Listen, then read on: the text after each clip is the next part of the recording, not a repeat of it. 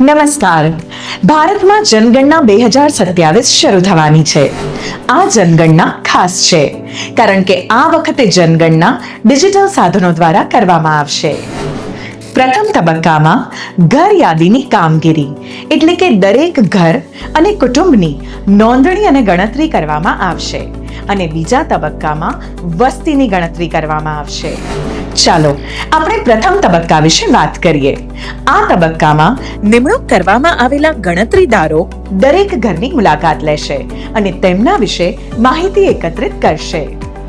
પરંતુ આ પ્રક્રિયા સ્વ ગણતરી પોર્ટલ પર જાતે પણ કરી શકાય છે. કુટુંબનો મુખ્ય માણસ અથવા તેમના વતી કુટુંબનો કોઈ પણ સભ્ય આ પોર્ટલ પર જઈને પોતાના ઘર અને ઉપલબ્ધ સુવિધાઓ સંબંધિત માહિતી જાતે પણ ભરી શકે છે.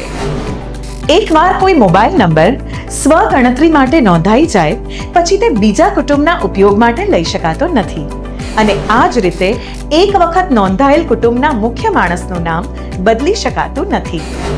જો લોકો પોતે જ સ્વ ગણતરી પ્રક્રિયા કરે તો સમગ્ર ગણતરી પ્રક્રિયા વધુ સરળ અને ઝડપી બની જાય છે અને તે એક મહત્વપૂર્ણ હેતુને સિદ્ધ કરે છે.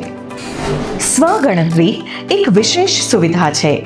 આ સુવિધા સંબંધિત રાજ્ય અથવા સંઘ પ્રદેશના ઘર યાદીની કામગીરી શરૂ થાય તેના 15 દિવસ પહેલા ઉપલબ્ધ કરવામાં આવશે.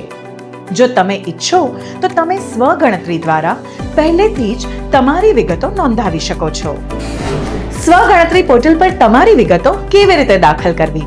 સૌપ્રથમ એસી પોર્ટલ ખોલો. ત્યારબાદ તમારું રાજ્ય અથવા સંઘ પ્રદેશ પસંદ કરો અને ત્યારબાદ કેપ્ચા ભરો. તે પછી વેલકમ સ્ક્રીન તમને આગળની તમામ પ્રક્રિયા માટે માર્ગદર્શન આપશે. કુટુંબનો મુખ્ય માણસ, ઉદાહરણ તરીકે સુશીલા દેવી એમનું નામ અને મોબાઈલ નંબર દાખલ કરે છે. તમારી પસંદગીની ભાષા પસંદ કરો. પછી ઓટીપી દ્વારા ચકાસણી કરવામાં આવે છે. આ સંપૂર્ણ પ્રક્રિયા ખૂબ જ સુરક્ષિત અને સરળ છે. તમારો જિલ્લો અને નજીકનું એક પ્રસિદ્ધ સ્થળ પસંદ કરવું જરૂરી છે. પછી તમે શોધેલ સ્થળ મુજબ નકશા પર એક માર્કર દેખાશે. હવે આ માર્કરને તમારા ઘરના સ્થળ પર મૂકો અને પછી સેવ કરો અને આગળ વધો પર ક્લિક કરો. આ પછી ઘર યાદીની કામગીરીના પ્રશ્નોનું પેજ ખુલશે. તેમાં મોટાભાગના પ્રશ્નો વિકલ્પ આધારિત હશે. નામ દાખલ કરવા માટે ફોનેટિક અને વર્ચ્યુઅલ કીબોર્ડની સુવિધા પણ ઉપલબ્ધ રહેશે. તમને કોઈ પણ શંકા હોય તો વારંવાર પૂછાતા પ્રશ્નો અને ટૂલ ટિપ્સથી તરત જ માર્ગદર્શન મળશે. જો તમારા દ્વારા કોઈ પ્રશ્ન અથવા માહિતી અધૂરી રહી જાય તો સિસ્ટમ આપમેળે તમને સૂચના આપશે. બધી વિગતો ભરી લીધા પછી તમારા દ્વારા ભરવામાં આવેલી માહિતીને ધ્યાનપૂર્વક તપાસો. તમે તેમાં સુધારા પણ કરી શકો છો. પછી તેને સેવ કરો અથવા સબમિટ કરો. માહિતી સબમિટ કર્યા પછી પ્રથમ અક્ષર H થી શરૂ થતી 11 આંકડાની એસી આઈડી તમને સ્ક્રીન પર દેખાશે. આ આઈડી તમને SMS દ્વારા પણ પ્રાપ્ત થશે.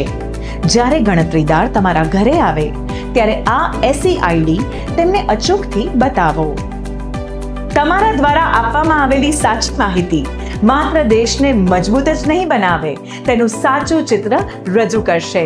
તો આ કાર્યમાં જરૂરથી ભાગ લઈ તમારો સહકાર આપો. આપણી જનગણના, આપણો વિકાસ.